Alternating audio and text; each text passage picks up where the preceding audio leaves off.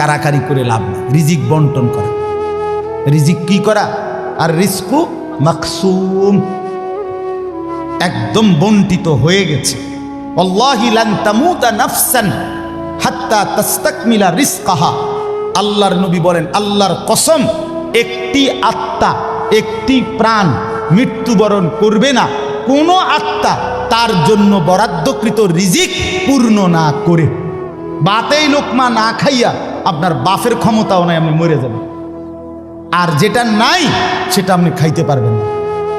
আমি খাইতে বসি ভাত, আমার প্লেটে ভাত নিয়া আমার বাচ্চা বাহিরে খেলে, 2 বছরের মেয়েটা মাঝে মধ্যে দৌড় দিয়ে আসে, আইসা এক লোকমা নিয়ে যায়, নিয়ে আবার দৌড় দিয়ে যায়, বাকি ভাত আমি শেষ করছি।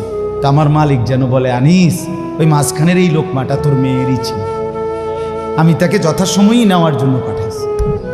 তুমি যদিও ভাবছিলা পুরা ভাত তোমার,